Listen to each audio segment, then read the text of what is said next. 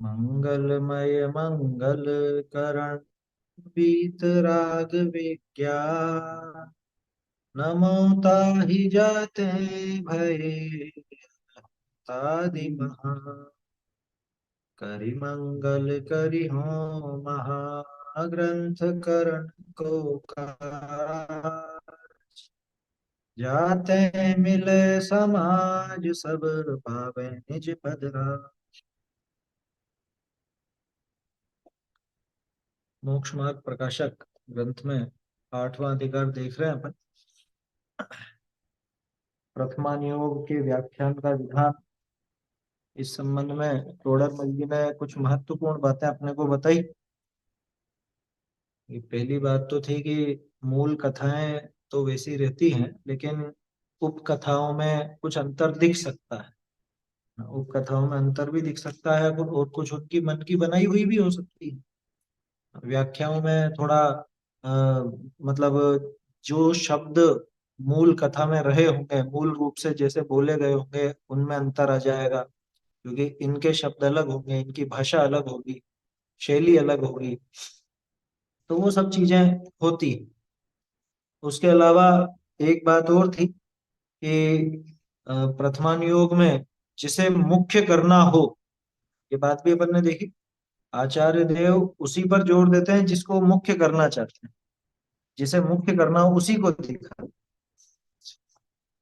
मुख्यता वाली बात का ही पोषण करते हैं। इसके अलावा एक बात और थी, कहीं उपचार वर्णन, कहीं निश्चय वर्णन, और उपचार का ही ज्यादा प्रयोग है, निश्चय का तो कम ही है। सम्यक दर्शन, सम्यक ज्ञान, सम्यक चारित्र और गुणीय दशा का उदाहरण देकर के यहाँ दिखाया। कल अपन ने चौथा बिंदु इसमें देखा था कि प्रथमान योग में धर्म बुद्धि से कोई अनुचित कार्य करे तो उसकी भी प्रशंसा कर दी जाती है। वहां आचार्य देव का प्रयोजन अनुचित कार्य की प्रशंसा करना नहीं, अनुचित कार्य को बढ़ावा देना नहीं है, बल्कि वो धर्म बुद्धि है ना। इसमें खास चीज यही थी, धर्म बुद्धि से उसने वो काम किया, इसलिए प्रशंसा कर दी। कुछ दिखाने के लिए, कुछ बात समझाने के लिए कि देखो ऐसा उनका समझ लीजिए वात्सल्य ऐसा था। विष्णु कुमार जी की बात आई तो वात्सल्य ऐसा था, या ग्वाले की बात आई तो अरे करुणा बुद्धि इतनी ज्यादा थी, वो दिखाने के लिए। तो वहां पे उतना ही देखना जितना आचार्य देव दिखाना चाहते। और हमारी आदत कैसी खोटी होती है कि हम उसे देखने के अलावा उसको एक आदर्श के रूप में सामने रख लेते हैं। हम उस बात को आदर्श समझ लेते हैं, जिस बात के लिए आचार्य देव खुद भी स्वीकार नहीं करते, उस बात को हम आदर्श बना लेते हैं। वात्सल्य ग्रहण करना था, लेकिन हम क्या ग्रहण करते हैं कि ऊंची पदवी में बैठ के भी नीचा काम किया जा सकता है, वहां वात्सल्य भले हो चाहे नहीं। आया समझ में? और आश्चर्य की बात है कि वर्तमान काल में ऐसे उदाहरण दे दिए जाते हैं, ऐसे तर्क दिए गए क्या। विष्णु कुमार जी ने भी तो अपने पद के विरुद्ध जाकर काम किया था ना, धर्म की भलाई के लिए। तो हम भी धर्म की भलाई के लिए ये काम कर रहे हैं। क्या कि श्रावक ये काम नहीं कर पा रहे हैं तो हम कर रहे हैं, ऐसे भी कहने वाले हो विष्णु कुमार जी का नाम लेकर। तो वो किसी भी तरह से आदर्श स्थिति नहीं है। आचार्य देव सिर्फ वात्सल्य दिखाना चाहते थे, तो वैसा ही देखना चाहिए, है ना। उसी तरह से वो ग्वाले की बात आई थी ना, ग्वाले की चर्चा भी हो गई थी वैसे तो, कि वो अविवेकी था। उसने करुणा बुद्धि से उनके ऊपर वो उनके आसपास आग जलाने का काम किया ताकि थोड़ी सी गर्माहट मिल जाए, सर्दी की बाधा ना हो। ये समझाने के लिए उन्होंने वो कथा लिखी थी, करुणा बुद्धि समझाने की। अब इसने करुणा बुद्धि तो नहीं देखी, इसने तो क्या देखा कि हाँ देखो आसपास गर्मी का उपाय कर सकते हैं सर्दी में। जो स्वच्छंदी जीव होगा, जिसको अपने स्वच्छंद का पोषण करना होगा, वो क्या ग्रहण करेगा, वो ऐसे ही ग्रहण कर लेगा उल्टा सीधा। टोडरमल जी ने सोचो कितना सोच विचार करके ये सब प्रकरण सामने रखे, क्योंकि उन्होंने देखे होंगे ना कि लोग क्या क्या ग्रहण कर रहे हैं प्रथमान योग से। इस कहानी से कोई ऐसा ग्रहण नहीं कर ले कि हाँ सर्दी का उपाय कर दो, हीटर वगैरह लगा दो, या कुछ रजाई वगैरह उड़ा दो, कंबल उड़ा दो, या गर्मी में कुछ ठंडे पने का उपाय कर दो। जैसे सर्दी का उपाय वैसे गर्मी का उपाय लोगों ने, और वास्तव में वो ग्रहण किया। टोडरमल जी जानते थे मतलब ऐसा लगता है कि अब क्या कहें, वो थोड़े ज्यादा बड़े बोल हो जाते हैं। जैसे कलिकाल सर्वज्ञ का विशेषण दिया जाता है ना, ऐसे कलिकाल सर्वज्ञ तो नहीं कहूं, लेकिन लोगों के मन की सारी बात जानने वाले थे वो। जाने कोई मना पर्याय ज्ञानी आया समझ में? थे तो नहीं, लेकिन ऐसे मन की जानते थे ना, ये बातें क्यों निकाल के रखी उन्होंने सामने, बताओ। तो ठीक है। हाँ, मनोवैज्ञानिक और मनोचिकित्सक दोनों थे वो, दोनों में अंतर होता है। मनोवैज्ञानिक मनोविज्ञान तो कोई भी सीख लेगा, लेकिन उसको ठीक कैसे करना, ऐसे खोटे मन वाली मनोवृत्ति वाले को कैसे ठीक किया जाए, ये बहुत बड़ी विशेषता थी टोडरमल की। इसीलिए ये सब उदाहरण दिए हैं। किसी ने आज तक इस तरह से वर्णन किया प्रथमान योग का, कि इस तरह से देखो प्रथमान योग को, प्रथमान योग क्या दिखाना चाहता है, आचार्य देव क्या कहना चाहते हैं, ये टोडरमल जी ने सिखाया।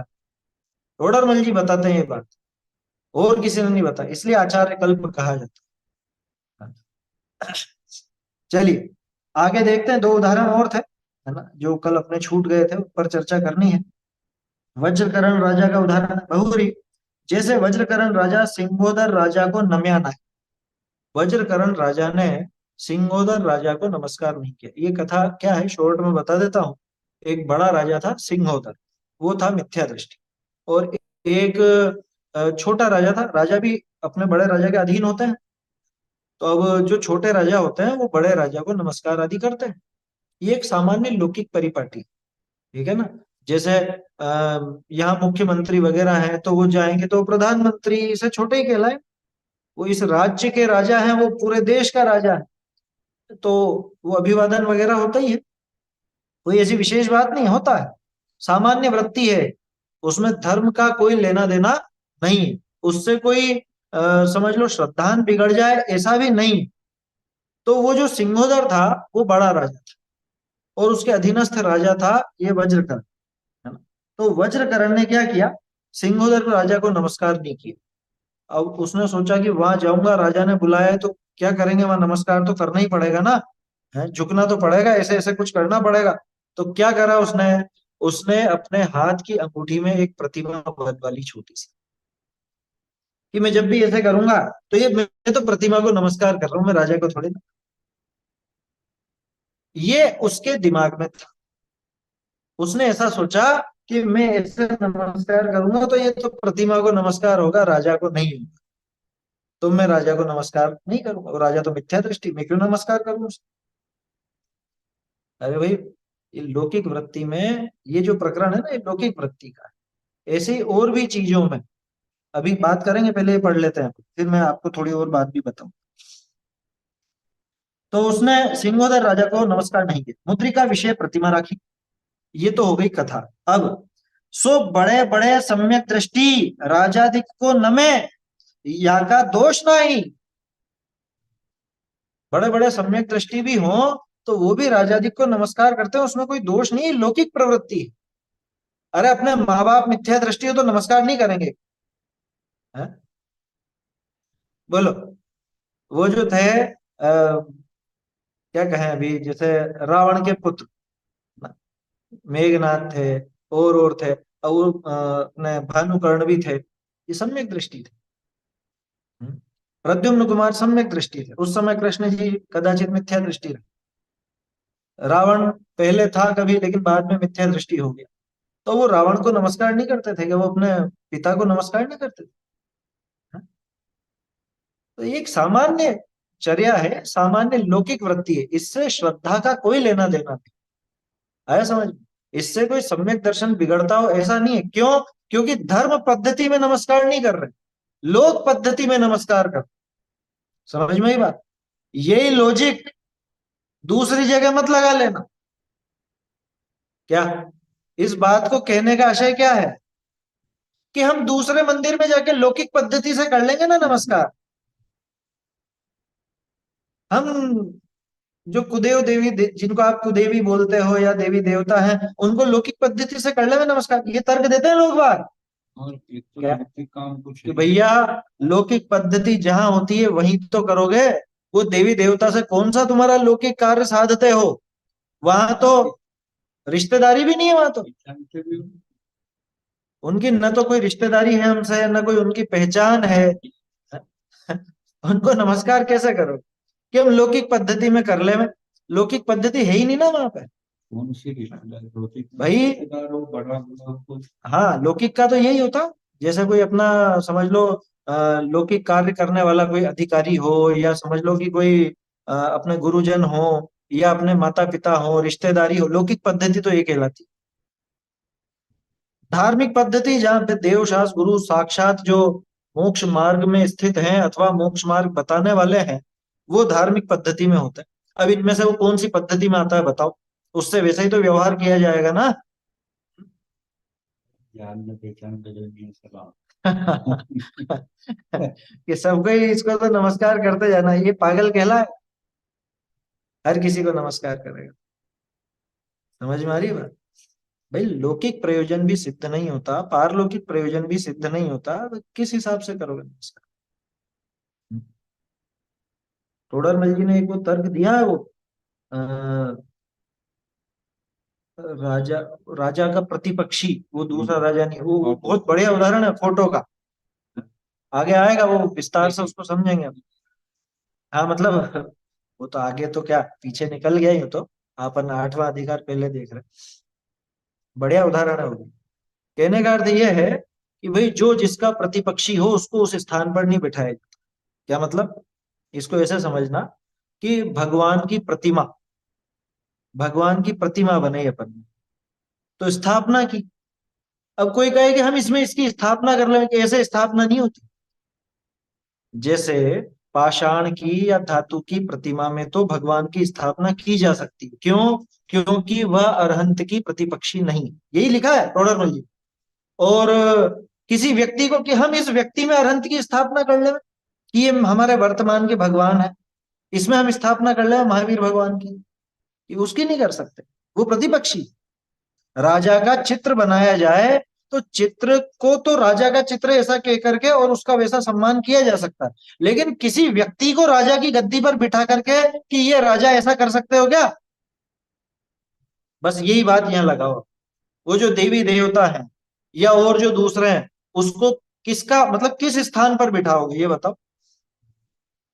वो आपके रिश्तेदारों के स्थान पर बैठेगा, या वो देवशास्त्र गुरु के स्थान पर बैठेगा? किस हिसाब से मान रहे हो उसको? जिस भी देवी को देवता को मानना चाहते हो लौकिक पद्धति से, तो लौकिक प्रतिपक्षी माने उसका स्थान ले सके, उसका स्थान ले सके, वो व्यक्ति राजा का स्थान ले सके, प्रतिपक्षी का अर्थ ये। मैं क्या कह रहा था, वो लौकिक पद्धति में भी किसको बिठाओ? छठे अधिकार में, छठे में। हाँ, ये है 186 पेज। 186 पेज नंबर पे दिया है वो उदाहरण जो मैंने अभी बताया ना आपको। चित्र द्वारा करते हैं तो वह राजा का प्रतिपक्षी नहीं है, पर हाँ, वो कोई सामान्य मनुष्य अपने को राजा मनाता है तो राजा का प्रतिपक्ष प्रतिपक्षी है। इसी प्रकार 186 पेज पर है, 186 पर। हम अपने को मुनि मनाता या मुनि। तो 185 के नीचे मिलेगा या 186 के ऊपर मिल जाएगा। हाँ, वो अलग अलग प्रकाशन में अंतर आ सकता है थोड़ा सा, आगे पीछे जरा सा। तो ये समझने की बात है, इनको किस स्थान पर बिठाओगे? ये तो ऐसे प्रतिपक्षी नहीं है, मतलब ये तो ऐसी कोई मूर्ति वूर्ति तो है नहीं, ये तो साक्षात देव कहलाता है, देव। वो देव गति का देव है, वो देव, वो देवी। अब आप उसको किस हिसाब से पूजोगे बताओ? देव शास्त्र गुरु के स्थान पर? हाँ, वो पूज नहीं सकते। तो रिश्तेदारी के स्थान पर, कि रिश्तेदारी है नहीं, लौकिक कार्य इनसे बनता नहीं, तो न तो वो लौकिक पद्धति में कार्यकारी, न वो धार्मिक यानी पारलौकिक पद्धति में कार्यकारी, किस हिसाब से नमस्कार? ये तो अपन ने इस उपलक्षण से वो बात कर ली। चीजें उन्होंने सर्व और लज्जा के कारण वंदना की। हाँ, वो तो आएगा ही सही इसमें। जो लाज गारव और भयवश पूजते दृग भ्रष्ट को, कि पाप की अनुमोदना ना बोधि उनको प्राप्त हो।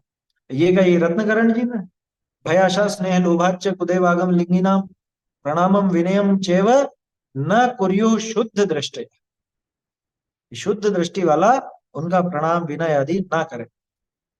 जिस प्रकार श्रीमती स्त्री पर पुरुष के साथ धरकार की भांति रमण क्रिया सर्वथा नहीं करती, हाँ, बहुत जोरदार उदाहरण है 187 पर भी। उसी प्रकार तत्व श्रद्धा ने पुरुष को गुरु के साथ सुगुरु की भांति नमस्कार आदि क्रिया सर्वथा नहीं करती। नहीं तो वो तो बहाना मारेगा ना, मैं इनको सुगुरु मान के नहीं कर रहा, इनको सुदेव मान के नहीं कर रहा, मैं तो लौकिक पद्धति में कर रहा हूँ, तो लौकिक पद्धति में है ही नहीं वो। तो लौकिक पद्धति से भी स्त्री दूसरे पुरुष के साथ थोड़ी करेगी, हाँ, लौकिक में ही है ही वो। समझ में ही बात, ये उदाहरण है 187 पर। तो ये समझना चाहिए, है ना। यहाँ पे क्या कहा कि वो वज्रकर्ण ने जो सिंहोदर को नमस्कार नहीं किया, तो पहली बात तो ये समझ, ये प्रकरण उल्टा है, अपन ने जो बात की वो अलग है थोड़ी सी, लेकिन इससे जुड़ती हुई बात थी, इसलिए अपन ने वो बात की। प्रजाति धर्म पद्धति में नहीं है। हाँ, ये इस वजह से राजादि धर्म पद्धति में नहीं। गुरु का सेवन तो धर्म पद्धति में, हम्म। वहां राजा अच्छा, वो वज्रकर्ण अगर सिंहोदर को नमस्कार करता तो कोई दिक्कत होती क्या? मतलब धार्मिक पद्धति में दिक्कत होती क्या? कुछ कोई दिक्कत नहीं होती। क्यों नहीं होती? क्योंकि राजा धर्म पद्धति में था ही नहीं, है ना। लेकिन कुदेवी देवता को माने या उनको पूजे, वो धर्म पद्धति में कहलाते हैं, इस वजह से उनको पूजने पर समस्या हो। कहने का अर्थ यह है कि वो देव शास्त्र गुरु जैसे माने जाते हैं, उनके प्रतिपक्षी माने जाते हैं, है ना, इसलिए उनको पूजने पर समस्या हो। क्या कहा? सम्यक दृष्टि, बड़े बड़े सम्यक दृष्टि राजादि को नमे, कोई भी हो बड़े सम्यक दृष्टि हो राजादि को नमस्कार करते हैं, कि लौकिक पद्धति में करना पड़ता है, क्या दिक्कत है उसमें? मतलब वो एक सिर्फ सम्मान के लिए कि भाई ये राजा है, ये बड़ा है, इसका अधिकार है ना, ये सारी व्यवस्थाएं करता है, तो सम्मान किया जाता है। राजनीति का सेवन तो लोभादी से होता और लोभ से होता है, वो भी है। है, धर्म पद्धति में नहीं है। राजा से तो बना के रखते हैं ना, अपना कुछ काम करवाना है। कई कई हाँ, ये राजाधिक जो है, राजाधिक को नमस्कार करना, इसमें अपना अपनी चारित्रिक कमी है, ये श्रद्धा की कमी नहीं। चारित्रिक कमी क्यों बोल रहा हूँ? राग है ना, राग है, उस राग से ही किया जाता है नमस्कार किसी भी बड़े को। आप अपने घर वालों को, रिश्तेदारों को भी जो नमस्कार करते हो, वो चारित्रिक कमी से ही तो करते हो, यानी कि अपने वो राग है उनसे, इसलिए। ठीक है, राग माने वो चारित्रिक कमी, ऐसा मत समझना वो चारित्र की विपरीतता। विपरीतता नहीं कह रहा हूँ, वो राग मौजूद है, ये बता रहा हूँ। तो उस राग से वो काम किया जाता है, उससे कोई श्रद्धा में विपरीतता, सम्यक दर्शन में कोई बाधा नहीं आती। बड़े बड़े सम्यक दृष्टि भी, अरे आचार्यों ने भी राजाओं का वर्णन किया। ग्रंथ पूरा होता है ना तो प्रशस्ति लिखते हैं, प्रशस्ति में वो राजा आदि का नाम भी ले लेते हैं, या कभी उसकी प्रशंसा भी कर देते हैं कि इसने ऐसा काम किया, वैसा किया, जो भी। अपने विद्वानों ने 400-500 साल के अंदर जो विद्वान हुए, अधिकांश जिनकी प्रशस्ति मिलती है, उसमें ज्यादातर ये मिलेगा कि ये राजा बहुत सहायक था, और इस राजा ने बहुत सहायता की, मतलब इसके राज्य में सब कुशल मंगल था, अच्छा था, वैसा था, वैसा था। तो उससे क्या उनका सम्यक दर्शन छूट जाएगा? और वो धर्म पद्धति से थोड़ी कर। वो लौकिक पद्धति की बात है, वो धर्म पद्धति वहां नहीं है, इसलिए उस पर कोई फर्क ऐसा पड़ता नहीं। ठीक है ना, तो इसका कोई विपरीत मत ले लेना। देखो, बड़ा एक ही आदमी। हाँ, ये बड़ी की मात्रा का यहाँ देखा ही था, कल बताया था मैंने आपको। राजा अधिक को नमे या का दोष नहीं। अब तो वज्रकरण ने उचित किया या नहीं किया, अब इसकी मीमांसा। मुद्रिका विषय प्रतिमा रखने में अविनय हुई, यथा योग यथावत विधि, अ, यथावत विदित ऐसी प्रतिमा न होई, ताते इस कार्य विषय दोष।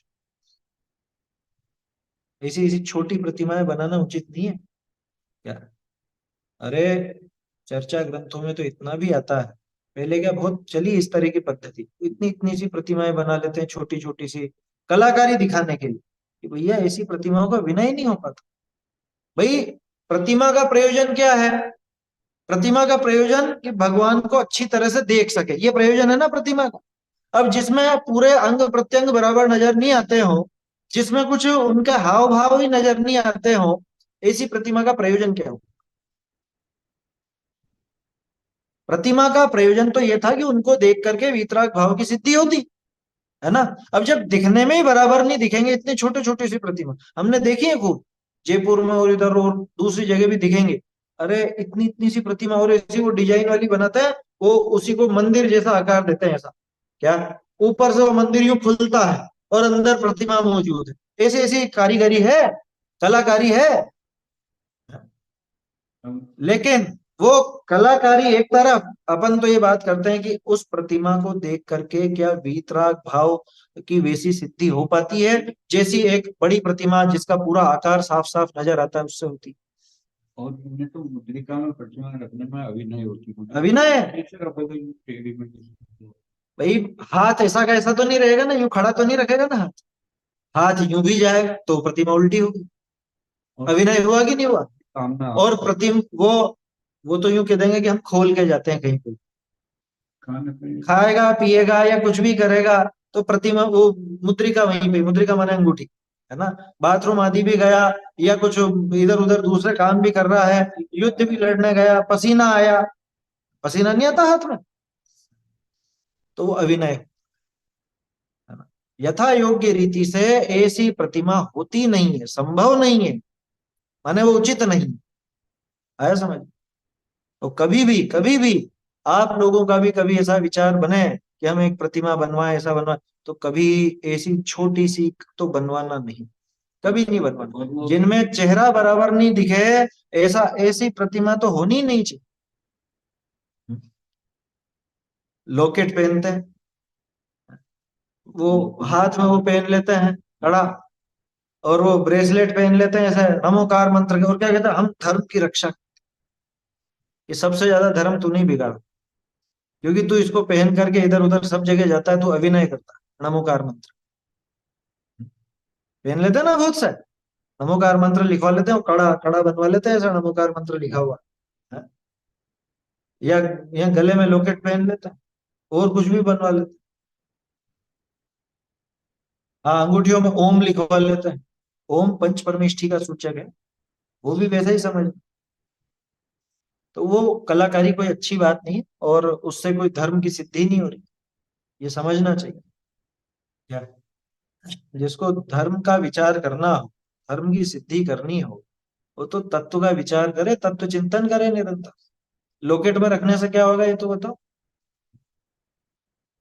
हाँ, ये बात भी सही है, प्रतिष्ठाचार्य वगैरह जो कहते हैं 9 इंच से कम तो होनी ही नहीं चाहिए, उससे कम नहीं होनी, ये चर्चा ग्रंथों में आता है असल में। वो प्रमाण जो आता है, नाप आता है कार के डैशबोर्ड पर, वो भी अनुचित है, वो गलत है बिल्कुल। आप कार में जूते पहन के बैठोगे, चप्पल पहन के बैठोगे, और जाने क्या क्या सब बातें चलती रहती हैं। क्या मतलब आपको मन में क्या है अभिप्राय? उसमें अभी गहरे में जाके देखो ना तो ग्रहित मिथ्यात्व तो निकल गया था। क्यों? वो ये सोचते हैं कि ये लगे रहेंगे ना, भगवान रहेंगे तो एक्सीडेंट नहीं है। समझ में ही बात। अधिकांश लोगों के दिमाग में ऐसा रहता है, ग्रहित मिथ्यात्व का पोषण है पूरा। भगवान को क्या समझ लिया कि वो प्रतिष्ठित थोड़ी ना। अरे प्रतिष्ठित नहीं हो, आकार तो वही है ना, नगर और लगा क्यों रखी है। विचार कीजिए, बोलो।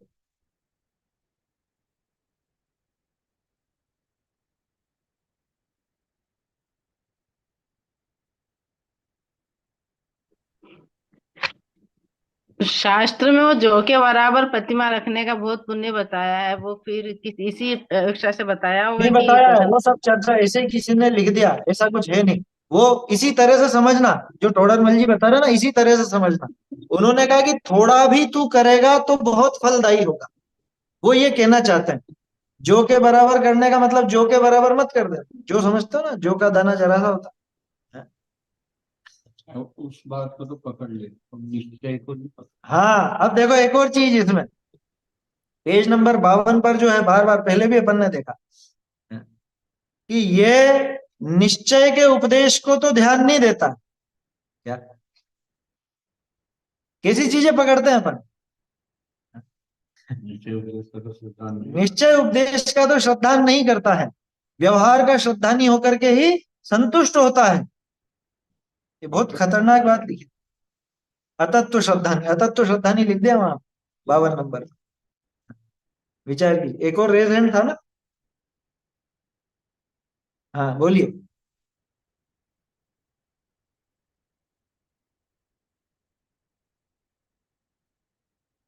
हर्षवर्धन जी का। हाँ। मेरा ये प्रश्न था कि एक बार ये शायद विशुद्ध सागर जी महाराज का प्रवचन में कुछ अंश सुन रहा था, तो वो बोल रहे थे कि हमारे जैन मंदिर में जो क्षेत्रपाल वगैरह की इन प्रतिमाओं की जो स्थापना होती है क्या, तो उनका क्या है कि वहां पर यथा योग्य, उनको यथा योग्य अभिवादन उनका करना चाहिए, और वो मुनिराज उनको आशीर्वाद पीछे लगाते हुए आशीर्वाद देते हुए भी दिखे। तो ये कुछ मतलब समझ में नहीं आएगा हमको क्या करना चाहिए इसमें। देखिए, अब एक बात तो ये कह दूं मैं, ना, व्यक्तिशः तो किसी के नाम से अपना चर्चा नहीं करनी चाहिए, इसके बहुत खतरनाक प्रसंग बने पहले। फिर भी अब आपने जो बात रखी है ना, अब वो क्या मान्यता उनकी है वो तो वही जाने, उसके संबंध में अपन तो क्या बात कर सकते हैं। लेकिन वो किसी भी तरह से उचित नहीं है। यथा योग्य अभिवादन कैसे, कैसे यथा योग्य अभिवादन, क्या है उनके लिए यथा योग्य अभिवादन? यथा योग्य अभिवादन अगर लौकिक देखो, तो आप मुझसे जय जिनेन्द्र करते हो, पलट के मैं आपसे जय जिनेन्द्र करता हूँ, है ना। भगवान का तो वैसा ही अभिवादन अपन करते हैं जैसा समोसरण में करते हैं। भगवान की प्रतिमा से आप वहां पे नमस्कार भी करोगे, ढोक भी दोगे, भगवान वहां कोई आशीर्वाद देने वाले नहीं, यहाँ भी नहीं देते। लेकिन लौकिक अभिवादन, लौकिक जनों से या किसी देव से भी कभी चर्चा भी होगी, तो आप बोलोगे तो वो भी बोलेगा। यहाँ पे वैसा है क्या? वो ना लौकिक पद्धति में ना धार्मिक पद्धति में, किस बात का अभिवादन? अभी तो उनकी सत्ता का ठिकाना नहीं, कौन का उनकी सत्ता का ठिकाना नहीं, ये भी बता दो। दूसरा, जिन देवी देवताओं के नाम प्रचलित हैं, अब क्या कहूं, देखो वो विस्तार ज्यादा हो जाएगा, वो चर्चा उचित भी नहीं है अपने को, है ना। ये क्योंकि सुरक्षित रहता है, आगे भी कोई सुन करके उपद्रव खड़ा करे। लेकिन उनके नाम तक नहीं मिलते, नाम तक नहीं मिलते मूल ग्रंथों में। आप पुराणों में पढ़ लीजिए, पार्श्वनाथ जी का आप प्रसंग पढ़ेंगे, तो वहां पे आपको नाम भी बदले हुए मिलेंगे मूल ग्रंथों में आचार्य, और प्रसंग ही नहीं, प्रसंग ही नहीं मिलेगा, इतना तक ऐसा ऐसा उड़ाया आचार्य देव ने। क्या होता है यथा योग्य अभिवादन? क्या होता है लौकिक व्यक्तियों से? जैसे अभी अपन ने बात की, मैं आपसे बोलूंगा तो आप भी मुझसे पलट करके बोलो, वो बोल रहा है क्या कुछ?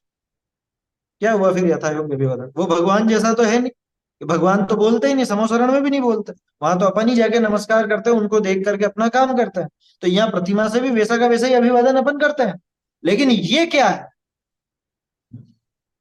और फिर इन्हीं को क्यों बिठाया फिर? इन्हीं को क्यों बिठाया? अगर आप कहो कि समूह में और दूसरे भी बैठते हैं, बहुत सारे होते हैं, तो वहां तो हजारों की संख्या में रहते हैं। और सबसे बड़ा उनका तो इंद्र है सब। और फिर, हाँ, अगर देव देवियों में भी अगर प्रमुखता देखनी हो, तो फिर तो इंद्र को क्यों नहीं पूजा जाए? दृष्टि भी सबसे ऊंचा। वो तो कल्पवासी है, चार निकाय के देवों में सबसे ऊंचे तो कल्पवासी कहलाते हैं ना, स्वर्ग वाले देव कहलाते हैं। स्वर्ग के देव सबसे ऊंचे कहलाते हैं, ये भवनवासी वगैरह तो सब नीचे है उनसे। काम भी करता हो भगवान का और पंच। सारे पंच कल्याणों की व्यवस्था किसके हाथ में? इंद्र के हाथ में। दूसरी बात, सम्यक दृष्टि, अगले भूमि मोक्षगामी, उसका अभिवादन क्यों ना किया जाए? ये असल में और कुछ भी नहीं है, अपने उस ग्रहित मिथ्यात्व को ढकने के बहाने। क्या, ये मैंने थोड़ा कड़े शब्दों में कह दिया, लेकिन वास्तविक बात, हाँ, और ये भी बात है, वो द्वादशांग का कहता है इंद्र, इंद्र द्वादशांग का कहता है, शुद्ध केवली के बराबर ज्ञान है उसको। अगर नमस्कार करना ही है तो उसको करेंगे ना, इनको क्यों करेंगे? इनके सम्यक दर्शन का भी पता नहीं, नहीं लिखा आचार्य देव ने कि ये सम्यक दृष्टि, नहीं लिखा। हो भी गया हो तो सम्यक दृष्टि को कोई, हमारे यहाँ तो इतनी बात है कि देव शास्त्र गुरु के सामने, जिसमें देव के सामने तो गुरु को भी नमस्कार नहीं किया जाता, देव शास्त्र गुरु के सामने किसी और को नमस्कार नहीं किया जाता। जहां वीतरागी मौजूद है वहां सरागी का क्या काम? सरागी को नमस्कार का क्या काम? आया समझ में? ऐसा है। और रही बात वो पीछी विछी लगाने की, तो वो तो वो जाने, वो उनकी क्रिया। लेकिन पीछी आशीर्वाद देने के काम की नहीं होती, ये अपन पहले देख चुके हैं, अष्टपहड़ में भी देख चुके हैं। पीछी का प्रयोजन तो वो संयम का साधन है ना। वहां पे लिखा ना असंयमी न असंयमीण बंदिवो, आप असंजदोण बंदिवो, क्या ये गाथा है? स्पष्ट है, पढ़ चुके हो। अष्टपहड़ में पढ़ा है अपन। असंयमी की वंदना नहीं होती। किसी भी तरह से वंदनीय नहीं है संयम। हमारे जैन शासन में तो संयमी ही वंदना योग्य है। श्रुत केवली के बराबर मतलब नहीं, चार ज्ञानधारी नहीं, उनको द्वादशांग का ज्ञान होता है। वो अपने अवधि ज्ञान से वो द्वादशांग का ज्ञाता होता है इंद्र, ऐसा कथन आता है शास्त्रों, है ना। लेकिन उसको श्रुत केवली नहीं कहते, श्रुत केवली के बराबर उसका ज्ञान होता है, ऐसा कहा। ठीक है ना, तो ये है ना। थोड़ा सा अपने को एक ये थोड़ा सा मेरा निवेदन है आप सबसे, व्यक्तिशः किसी का नाम लेकर के चर्चा ना करें, वो थोड़ी सी गड़बड़ हो जाती है नहीं तो। चलिए, तो प्रतिमा का समझ में आया। वो मुद्रिका में प्रतिमा वो बिल्कुल भी उचित नहीं है, बिल्कुल भी उचित, उसमें अभिनय बहुत है, इस कार्य में दोष है, तो फिर उसकी प्रशंसा क्यों की? अब उसका कारण भी जान लो, प्रथमान योग की शैली जान लो, परंतु वाकई ऐसा ज्ञान न था। है? धर्मानुरागते, उसको धर्म का अनुराग ऐसा था कि मैं और को न नमो, मैं दूसरे को और को नमो नहीं, दूसरों को नमस्कार नहीं करूंगा, ऐसी बुद्धि हुई। धर्मानुराग इतना तीव्र था उसका कि नहीं, मुझे किसी और को नमस्कार नहीं करना, मेरा सिर तो सिर्फ देवशास गुरु का आगे झुकेगा, ऐसी कुछ मन में भाव आ गए और कि मैं किसी और को नमस्कार नहीं करूंगा। इस भावना की प्रशंसा की है, अंगूठी में वो प्रतिमा रखने की प्रशंसा नहीं की है। और उसके देखे देखे चलन चल पड़ा। ये उदाहरण क्यों लिखना पड़ा होगा टोडर मल जी, उनके जमाने में ये सब काम हुए थे और आज भी होते हैं। आया समझ? हमारे जमाने में लॉकेट चल गए, वो चल गए, ब्रेसलेट चल गए, अंगूठी तो चल ही रही थी पहले से। और भी लगा लेना अपने दिमाग में कोई बातें इस तरह की, वो जैसे कार में, कार के डैशबोर्ड पे आ गया, या घर पे ही कुछ कुछ कर। अरे मैंने कुछ जगह ऐसी भी देखी। मैं बहुत पहले पुणे गया था, अष्टानिका की बात, तो वहां पे किन्हीं ने अपने घर में प्रतिमा रखी, अप्रतिष्ठित प्रतिमा, बहुत सी जगह। बहुत सी जगह रखते हैं। और ये फैशन मालूम, ये फैशन क्यों कह रहा हूं मैं? विदेशी लोग वो प्रतिमाएं, अपनी दिगंबर प्रतिमाएं अपने घरों में सजा के रखते हैं, वो शो पीस की तरह, बहुत सी जगह ऐसे चित्र देखने को मिले कि ये घर में सजा रखी है जिनेंद्र भगवान की प्रतिमा, और वहां पे सारे पाप चलते हैं। तो वो उचित नहीं है ना, ये प्रतिमा वगैरह और घर में रखना ऐसे उचित नहीं है बिल्कुल भी। फोटो, ये फोटो भी जरूरत तो नहीं है, देखो मैं बहुत बड़ी बात कह रहा हूँ, ध्यान रखना, जरूरत तो नहीं है। फिर भी आपको ऐसा कुछ हो कि एक आपने स्वाध्याय का कमरा बना रखा है, उसमें एकाध चित्र कुछ ऐसा लगा रखा है भगवान का या कुछ ऐसा, तो निषेध भी नहीं, लेकिन विनय बहुत रखना है। भले वो अप्रतिष्ठित, भले ही अप्रतिष्ठित, लेकिन उनकी याद दिलाने वाली है ना, इसलिए विनय तो बराबर होगा। क्या? विनय तो बराबर रखना उसका, और नहीं रखो तो कोई ऐसा दोष नहीं है। समझ में आई बात? अगर आपके घर में भगवान की फोटो ना भी हो तो कोई ऐसा दोष नहीं है। समझ में आई बात? और रख लो तो फिर विनय बहुत रखना।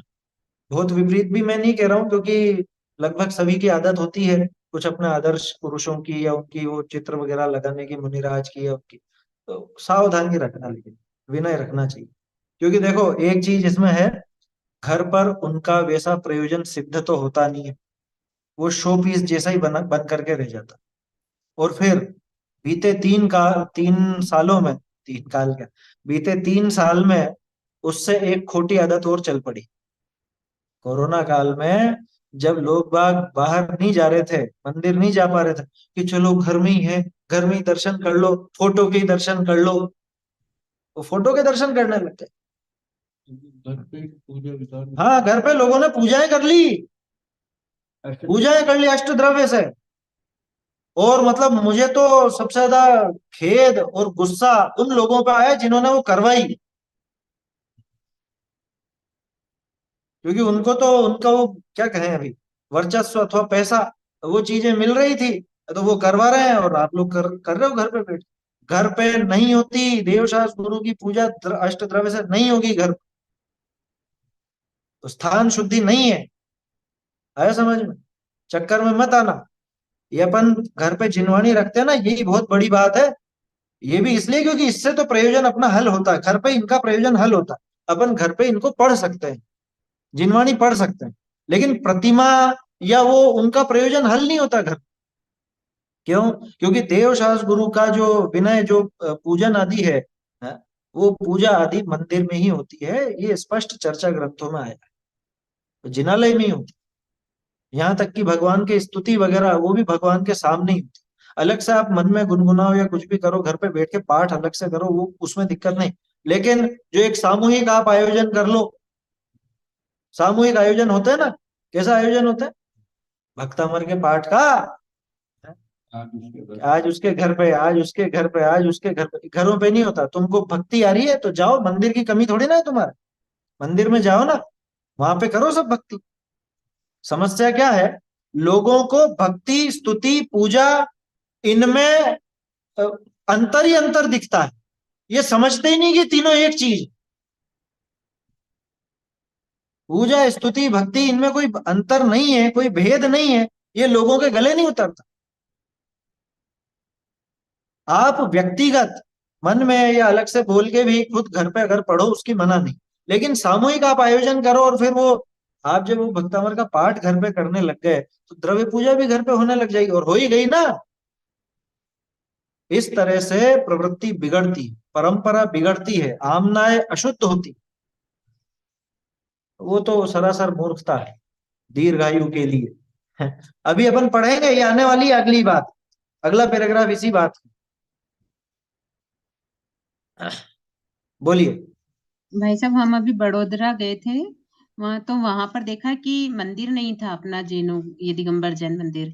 तो एक घर पर उन्होंने 3 प्रतिमाएं रख रखी थी। ऐसा एक मंदिर जैसा छोटा सा सा बना रखा था, और ऐसी वेदी टाइप बना दी और 3 प्रतिमाएं रख ली वहां पर, धातु की। और वहीं पर मुनिराज महाराज जी थे, 2 महाराज जी थे। अब वो महाराज जी, इधर तो प्रतिमाएं रखी हुई है, इधर महाराज जी इधर मुंह करके ऐसे बैठे हुए हैं। वहां पर महाराज जी के पैर धुला रहे हैं, नीचे आहार बन रहा है। तो वो वहां के लोग, उस इलाके के सारे लोगों के लिए वो चैत्यालय था, मंदिर था वो। और महाराज जी ने वहां फिर वो दूध वगैरह से अपने पैर वैर धुलवाए, फूलों से धुलवाए। हम तो सिर्फ एक ही दर्शन करना थे हमको सुबह। तो हमने कहा कहाँ है यहाँ पर मंदिर, कहाँ है? तो लोगों ने बताया कि यहाँ पर है, यहाँ है इनके घर में। तो हम लोग दर्शन के हिसाब से चले गए, ऊपर जा करके देखा वो तो वहां प्रतिष्ठित भगवान के प्रतिमाएं थी क्या? बख्शाल भी हो रहे हैं। हाँ, प्रतिष्ठित प्रतिष्ठित है, हाँ प्रतिमाएं थी क्या? हाँ। इतनी बड़ी बड़ी तो प्रतिमाएं। चैत्यालय होगा, चैत्यालय। नहीं, सिर्फ एक, नहीं नहीं, चैत्यालय नहीं था। जैसे नीचे ही उन्होंने कुछ ऐसी छोटी सी लकड़ी की एक वेदी पे से बनते ना मंदिर जैसे छोटे छोटे से, हाँ उन हाँ पर हाँ। 3 प्रतिमाएं रख रखी थी। और वहां घर अभिषेक भी में, वहां पर बैठ के चल रहा है। हाँ, घर घर पर में ऊपर। हाँ।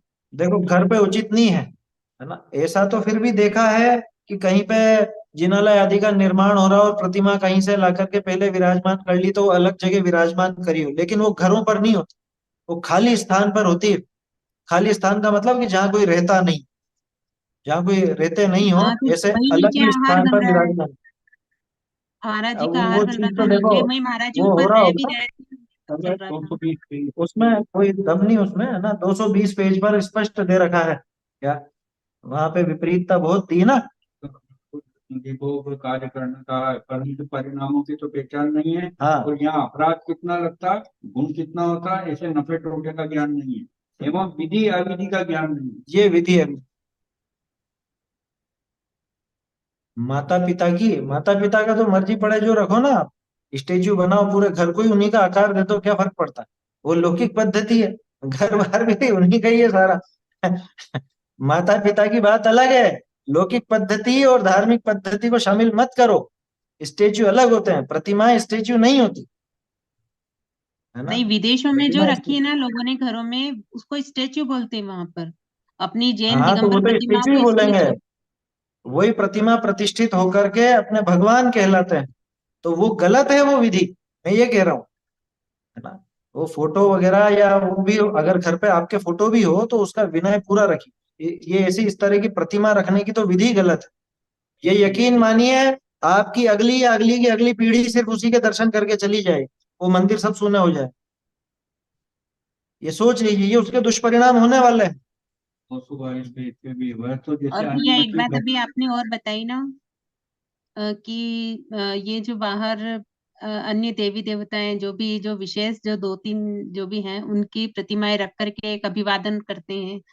जबकि हम्म। पिपलौन जी का आपको पता होगा, पिपलौन में क्षेत्रपाल की और पद्मावती की बड़ी मूर्ति और इतनी पूजा लोग, वो मुझे नहीं महावीर पता। स्वामी की इतनी बढ़िया, पिपलौन का यही तो है अपने पास ही इधर ही, हाँ है, लेकिन मैं नहीं महावीर गया स्वामी कभी। का जब इतनी बढ़िया प्रतिमा, वहां पर 3 क्रेन लगी थी भगवान को उठाने के लिए, तो भगवान नहीं उठे, वहां से हिले ही नहीं, उसी जगह पर प्रतिमा विराजमान है। और इतनी मतलब बहुत ही सुंदर प्रतिमा, भाव इतने अच्छे हाँ हाँ। बनते हैं वहां पर।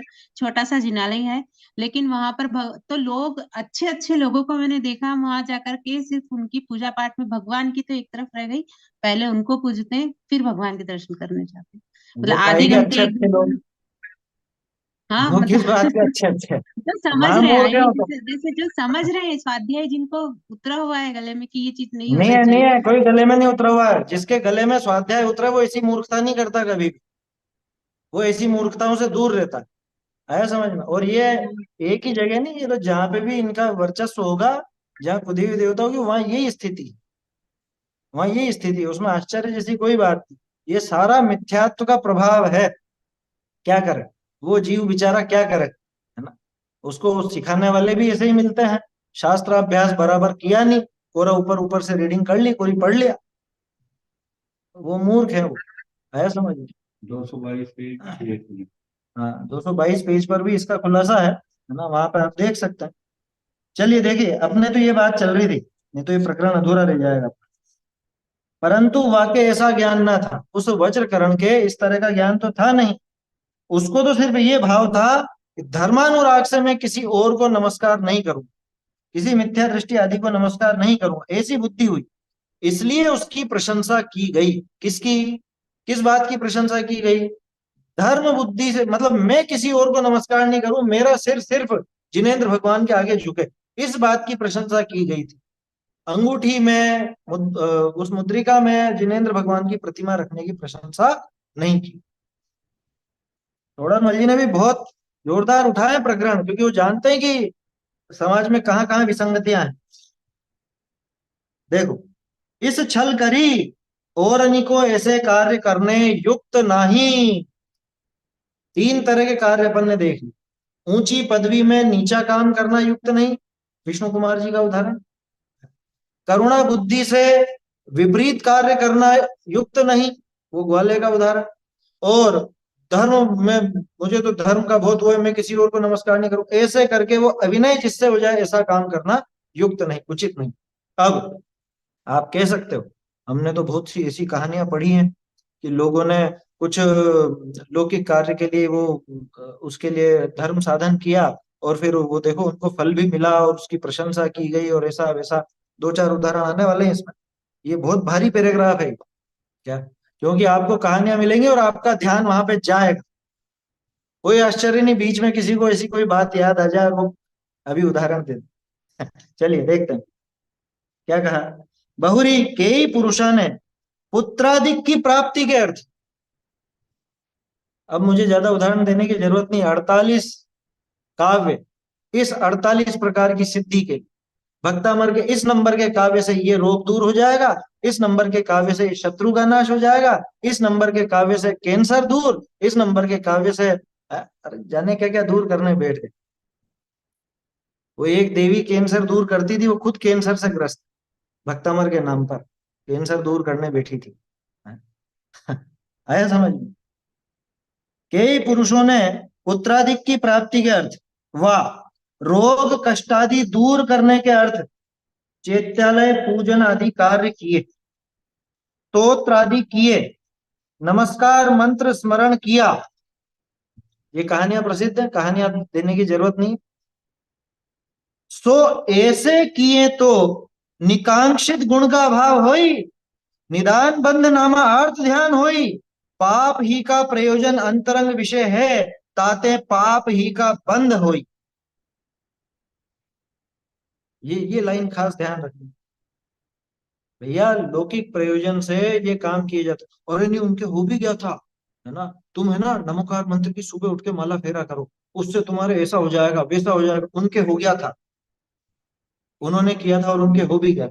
पेज पे है, सात हाँ, वो निशान लगवाया था ना, 222 पे आपने निशान लगा रखा होगा, पहले लगवा चुका हूँ इसका निशान, पेज नंबर 7 और 222। 71 308 हाँ, चार यहाँ पे निशान लगाए थे अपन। पिछली बार 71 308 पेज नंबर 7 पर अपन ने जो देखा था अनंत आदि से प्रयोजन सिद्धि, वो प्रकरण था ना, इस प्रयोजन के अर्थ ये काम करना उचित नहीं है।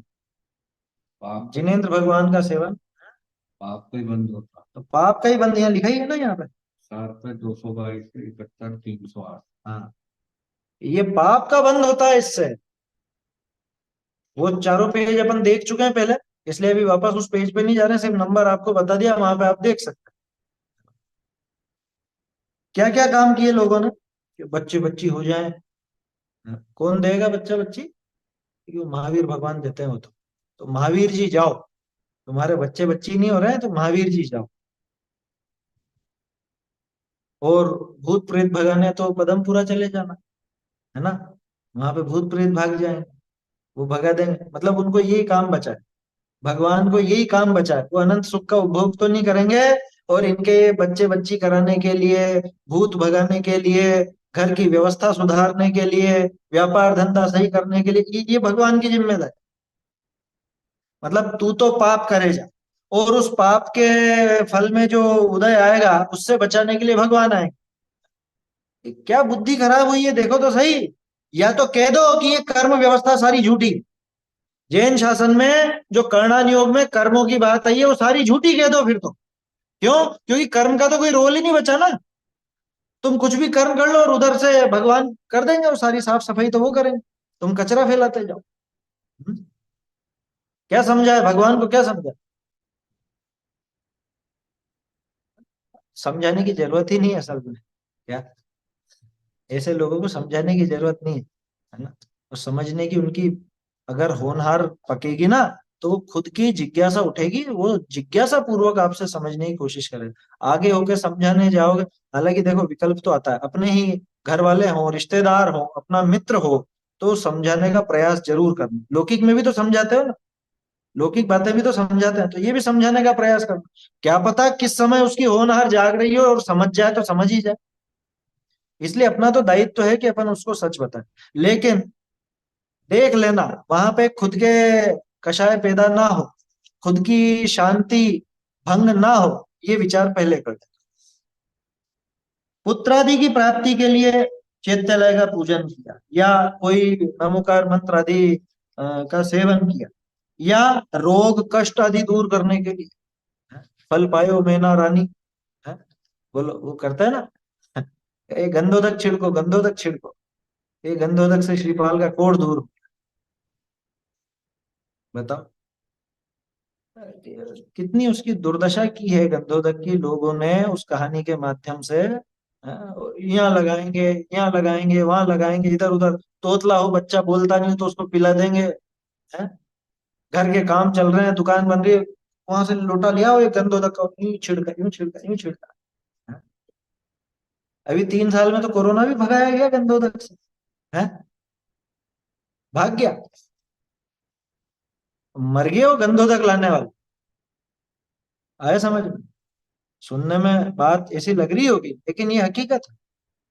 आप इतिहास उठा के देखोगे तो पूछ लेना एक, जिनके नाम पे वो तरह तरह के जाप करे गए और शांति धाराएं करी गई, और वो गंधोदक छिड़के गए, ला करके पिलाए गए, हैं?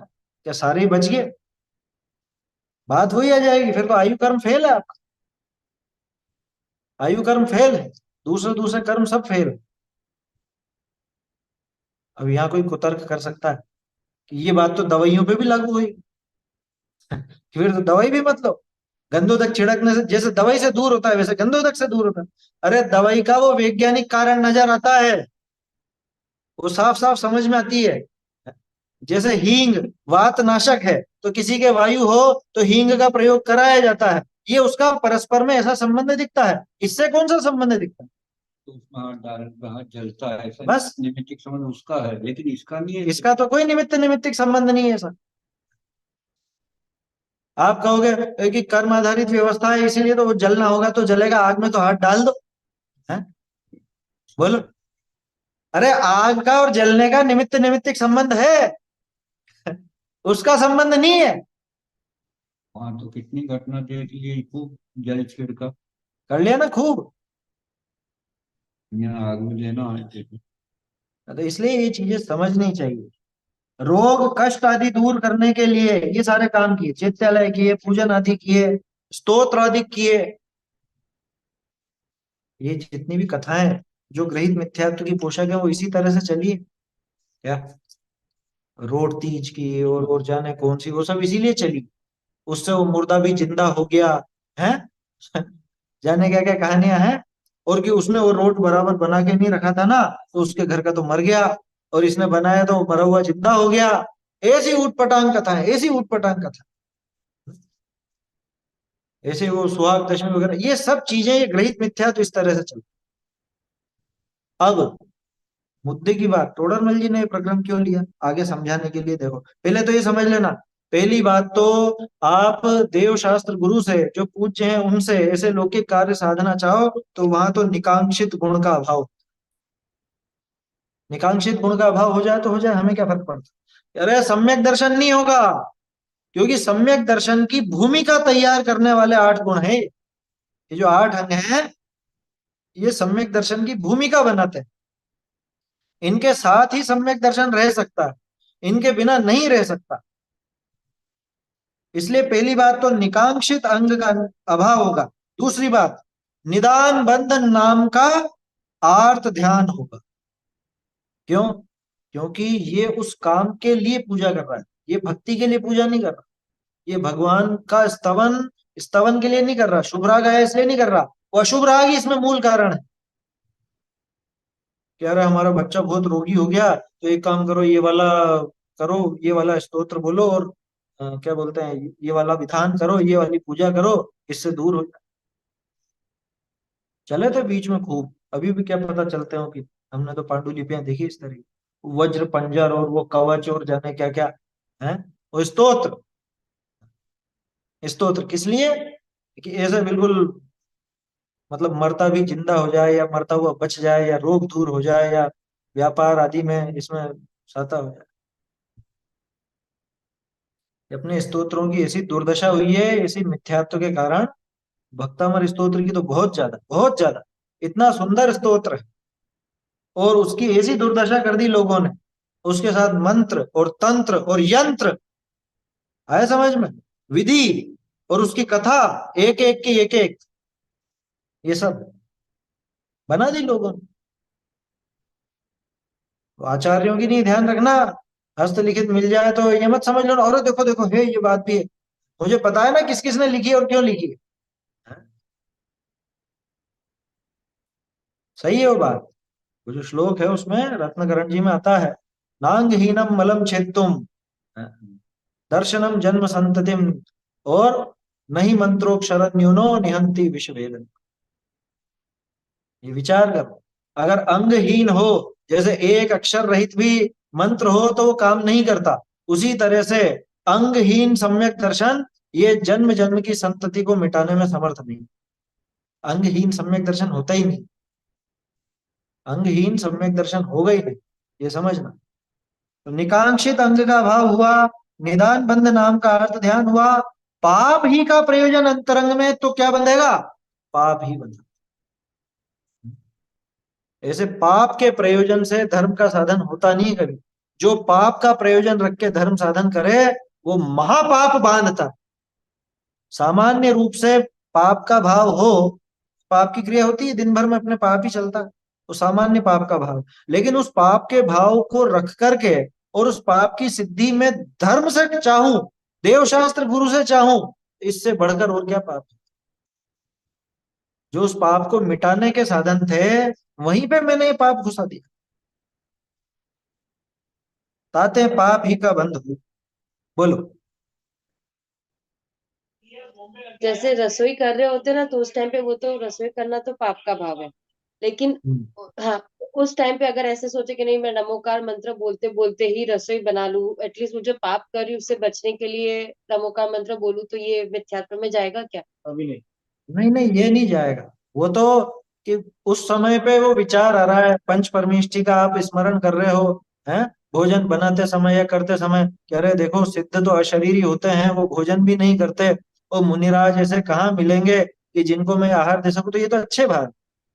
ग्रहित मिथ्यात्व कैसा है, मेरा भोजन सब अच्छे से बन जाए इसलिए मैं नमोकार बोल रहा हूं। समझ में आई बात? या ये जो आपने कही ना, आप उसका उदाहरण बराबर नहीं दे। होता क्या है, शादी ब्याह में लोग बाग रसोई करते हैं ना, वो रसोई में एक कोने में कुछ बिठा देते हैं, ऐसा बिठा देते हैं माने रसोई समाप्त नहीं हो, ऐसी मान्यता रहती थी लोगों की।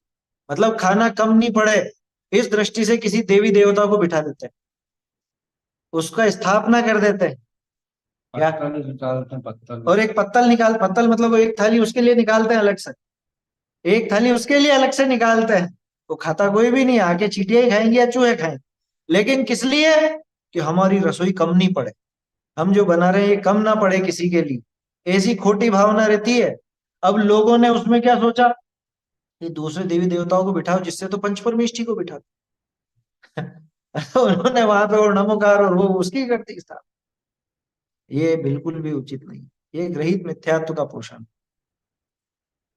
अब ऐसी कथाएं लिखी क्यों, फिर ऐसी प्रशंसा क्यों करी लोगों की?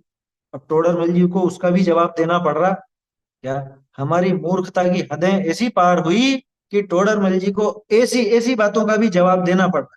तो भी समझाया उन्होंने कि क्या रहा होगा कारण। देखो, परंतु मोहित होई करी भी बहुत पाप बंध का कारण कुदेव आदि का तो पूजन आदि न किया, इतना वाका गुण ग्रहण करी वाकी प्रशंसा करिए है। वास्तव में प्रशंसा करने लायक नहीं है, सिर्फ क्या देखा, चलो वहां कम से कम ये दूसरे कुदेव आदि के पास तो नहीं गया, ये यहीं पर साधने लगा। लेकिन इस बात को लेकर के, इस तर्क को लेकर के बहुत से अपने ग्रहित मिथ्यात्व का पोषण करते, कह रहे इनको क्या है, इनको नाचने गाने का शौक है ना, तो हमने कहा कि तुम दूसरे के यहाँ नाचना गाना मत करो, हमारे मंदिर में आके कर लो।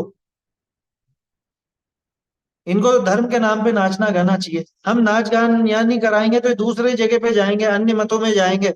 तो युवाओं को आकर्षित करने के लिए हमने ये काम करा, युवाओं को आकर्षित करने के लिए नाच गान भी धर्म के नाम पे रखा। बिल्कुल गलत। बोलो, तो अब यहाँ पे सिर्फ इतना भाव कि ये दूसरी जगह ना गया, नहीं जाकर के ये यहीं पर आया, इतनी मात्र इतनी मात्र मात्र इतनी बात की प्रशंसा की गई, लेकिन वो काम उचित नहीं। ये साथ में लिख रहे हैं टोडर, वो कार्य उचित नहीं। ये बुलाया था जहाँ भी कि ये नाच गान, फिर उसको छोड़ हाँ। उपाध्याय आदि, जिनेंद्र दर्शन आदि करके उसमें लग जाए और उस समय कि उस बहाने कदाचित कोई एक बात तो सुन ले, एक बात तो इसके गले उतर जाए, काव्य लेकिन इसका विपरीत प्रभाव कैसा हुआ कि वो बात तो एक तरफ, वो बात तो हुई नहीं, और कोरा नाच गान ही नाच गान हो गया। ऊंट आके बैठ गए, वो बिल्ली छोड़ गया। हाँ, लौकिक में एक कहावत चलती है ना, मरी हुई बिल्ली को फेंकने गए और ऊंट आकर के बैठ गए, अब निकालो इसको, कैसे निकालो। वो वहां पे मर गया, वो अब नहीं निकल सकता। सुना कि नहीं सुना कभी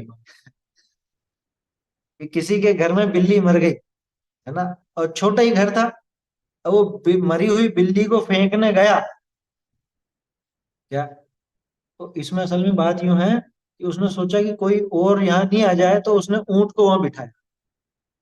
उसने ऊंट को इसलिए बिठाया कि मैं मरी बिल्ली को फेंक आऊं, लेकिन वो ऊंट वहां मर गया।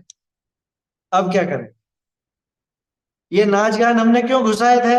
हमने तो इसलिए कि ये इस बहाने आवे तो सही, हम इसको दो बात धर्म की बताएंगे, लेकिन वो धर्म की तो बात रही नहीं, ये मर गया ऊंट यहाँ। नाच ही नाच रह गया, गोरा नाच गान ही रह गया, और कुछ भी नहीं रहा। चल रही है। सांस्कृतिक कार्यक्रम के नाम पे कितना कितना हंगामा होता, संस्कृति कितनी है उसके अंदर अपनी। सांस्कृतिक कार्यक्रम तो ये है, ये स्वाध्याय पूजन, इसको कहते हैं सांस्कृतिक कार्यक्रम, तो और कौन सा कार्यक्रम है संस्कृति है। जिससे श्रावक की संस्कृति झलके, देव पूजा, गुरु उपासना, स्वाध्याय, संयम, तप, ये उसका सांस्कृतिक कार्यक्रम। लेकिन हमें तो कोई कोई नाटक हो, नाच गान हो, कुछ हो ऐसा है, वो लगता है सांस्कृतिक कार्यक्रम, तो उसमें संस्कृति कहाँ है? देखो समय हो रहा है अपना। परंतु मोहित होई करी भी बहुत पाप बंध का कारण कुदेव आदि का तो पूजनादि न किया, इतना वाका गुण ग्रहण करी प्रशंसा करिए है, किए जिन्होंने की है, इस छल करी खास बात यह है, मुख्य पंक्ति यह है इस पैराग्राफ, इस छल करी और को लौकिक कार्य के अर्थ धर्म साधन करना युक्त नहीं।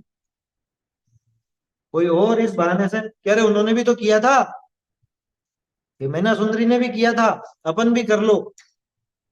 उसने किया था, उसके तो मिट गए, तेरा नहीं मिटने वाला, तेरा उल्टा बढ़ेगा। क्यों? क्योंकि उसने वो वांछा से नहीं किया था, वहां तो सहज भाव से किया था और वो काम हो गया था। लेकिन तू पहले ही लौकिक प्रयोजन लेकर के चल रहा है, तेरा काम नहीं होगा, तुझे पाप बंधे, वो युक्त नहीं है। ऐसे ही अन्य जानन, ऐसे ही प्रथमानुयोग विषय अन्य कथन भी होई, ताको यथा संभव जानी भ्रम रूप न होना।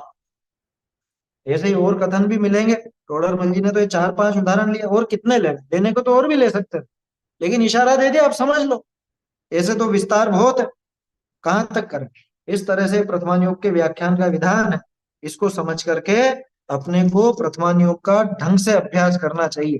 अपनी खोटी मान्यताओं का, अपने शिथिलाचार का, अपने मिथ्यात्व का पोषण प्रथमानुयोग के माध्यम से नहीं करना चाहिए, है ना। शास्त्र का अर्थ करने की पद्धति भी है। हाँ, वो एक पुस्तक है छोटी सी, शास्त्रों का अर्थ करने की पद्धति, नेमीचंद जी पाटनी ने लिखी थी पहले, इसी 8वें अधिकार के आधार से, है ना। जयपुर में था ना नेमीचंद जी पहले स्मारक में। तो वो पुस्तक आप लोगों को मिले तो पढ़ लीजिएगा, इससे और सरलता से समझ में आ जाए। वैसे तो ये भी अपने आप में सरल है, और इसी के आधार से उन्होंने लिखी थी वो पुस्तक। शास्त्रों का अर्थ करने की पद्धति। हाँ, चैतन्य का स्मरण प्रतिक्षण ही करो रे, भव के अनंत दुख को क्षण में हरो रे, अक्षय अनंत निज सौख्य निधान पाओ, गाओ अरे हरि का गीत गाओ, निज निधि में बताई सारे है, उसके बात मांगो